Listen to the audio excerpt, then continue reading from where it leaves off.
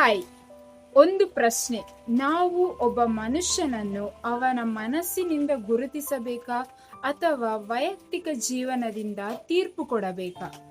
ಇಂದು ಸಮಾಜದಲ್ಲಿ ಇರುವಂತಹ ಒಂದು ದೊಡ್ಡ ಸಮಸ್ಯೆ ಎಂದರೆ ಅದುವೇ ಅರ್ಥ ಮಾಡಿಕೊಳ್ಳುವುದಕ್ಕಿಂತ ತೀರ್ಪು ಕೊಡುವುದು.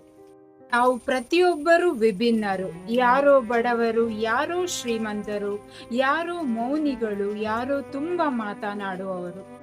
ಅದೇ ರೀತಿ ಒಬ್ಬರ ವೈಯಕ್ತಿಕ ಜೀವನ ಮತ್ತು ಲೈಂಗಿಕ ಅಭಿರುಚಿ ನಮ್ಮದಕ್ಕಿಂತ ವಿಭಿನ್ನವಾಗಿರಬಹುದು. ಅದು ನಮಗೆ ಇಷ್ಟವಾಗಬಹುದು, ಇಷ್ಟವಾಗದೆಯೂ ಇರಬಹುದು. ಆದರೆ ಅದಕ್ಕಾಗಿ ಅವರನ್ನು ಅವಮಾನಿಸುವ ಹಕ್ಕು ಯಾರಿಗೂ ಇರುವುದಿಲ್ಲ. ಯಾಕಂದರೆ ನಮ್ಮ ಅಭಿಪ್ರಾಯವು ಎಲ್ಲರಿಗೂ ಸರಿ ಎನಿಸಬೇಕೆಂದಿರಲಿಲ್ಲ. ಹಾಗೆಯೇ ಅವರ ವೈಯಕ್ತಿಕ ಜೀವನವು ಕೂಡ ನಮ್ಮ ಇಚ್ಛೆಯಂತೆ ಇರಬೇಕೆಂದೇನಿಲ್ಲ. ಇಂದು ಸೋಷಿಯಲ್ ಮೀಡಿಯಾದಲ್ಲಿ ಒಂದು ಫೋಟೋ, ಒಂದು ವಿಡಿಯೋ, ಒಂದು ಸುದ್ದಿ ಸಾಕು ಯಾರದೋ ಜೀವನವನ್ನು ಹಾಳು ಮಾಡಲು. ಯೋಚಿಸಿ ನೋಡಿ, ನಾವು ಅವರ ಪರಿಸ್ಥಿತಿಯಲ್ಲಿದ್ದರೆ, ನಮ್ಮ ಬಗ್ಗೆ ಹೀಗೆ ಮಾತನಾಡುತ್ತಿದ್ದರೆ ನಮಗೆ ಹೇಗೆ ಅನಿಸುತ್ತಿತ್ತು?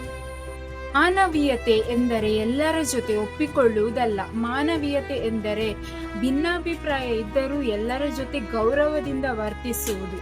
ನೀವು ಯಾವುದನ್ನಾದರೂ ಒಪ್ಪದೇ ಇರಬಹುದು, ಆದರೆ ದ್ವೇಷ, ನಿಂದನೆ, ಅವಮಾನ ಇದು ಯಾವುದಕ್ಕೂ ಪರಿಹಾರವಲ್ಲ. ನಮ್ಮ ಮಾತು, ನಮ್ಮ ವರ್ತನೆ ಯಾರೊಬ್ಬರ ಮನಸ್ಸಿಗೂ ನೋವಾಗದಂತೆ ಇರಲಿ. ಇದುವೇ ನಿಜವಾದ ಸಂಸ್ಕೃತಿ.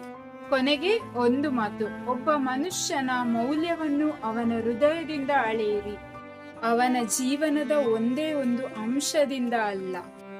ಪ್ರೀತಿ, ಗೌರವ ಮತ್ತು ಮಾನವೀಯತೆ ಇವುಗಳೇ ನಮ್ಮ ಸಮಾಜವನ್ನು ಸುಂದರವನ್ನಾಗಿಸುತ್ತದೆ. ಏನಂತೀರಾ? ಖುಷಿಯಾಗಿರಿ.